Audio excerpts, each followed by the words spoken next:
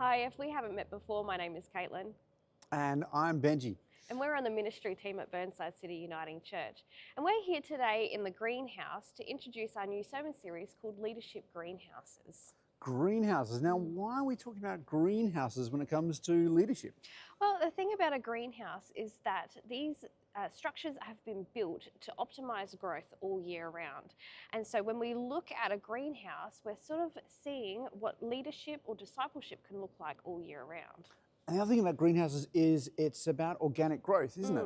So some people are leaders and they're different sorts of leaders, but instead of having a cookie cutter model of, do this and doing this and then this, and then you're a leader, it's about, hey, some people are going to be leaders that are look more like a fern, some are going to look more like palms, and some look like lily pads over here.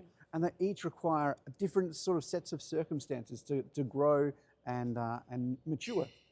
And so when we're looking at those plants, the first thing that we have to look at in the greenhouse is what the foundation is like.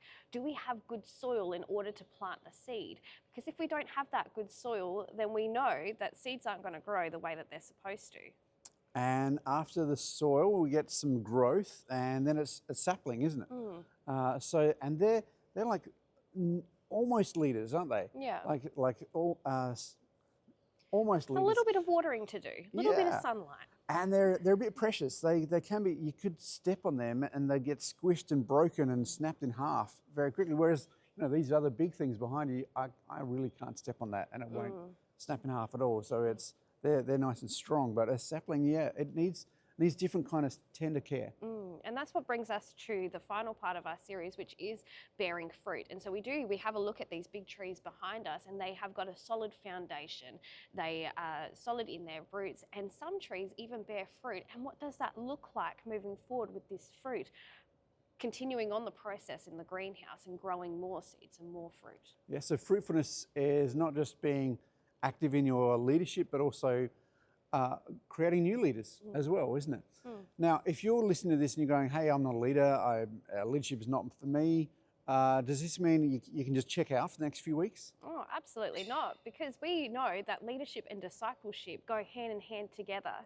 And whether you are a parent or a grandparent and you are bringing up somebody who is younger than you, or perhaps you are a friend who is encouraging another friend through something really difficult, that is leadership and that is discipleship in its own right as well. And so whether we are leaders in ministry or leaders in our workplace, that doesn't matter, because we are all leaders in our own right and all disciples. Yeah, you're right.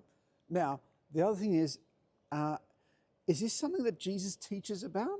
Or is this just something that we need to do because there's a number of jobs that need to be done around church? Well, Jesus models this in a perfect way, and the way that he has his 12 disciples and the way that he teaches the crowds as well.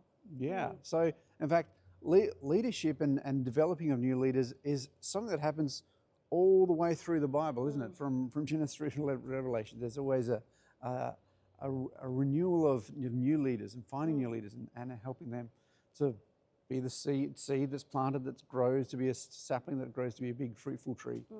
Yeah. And so through this series, we're journeying through some of the parables in Mark 4, and we would really love for you to join us on a Sunday morning or watching us online as we journey through this series together. Yeah. So read Mark 4 in preparation.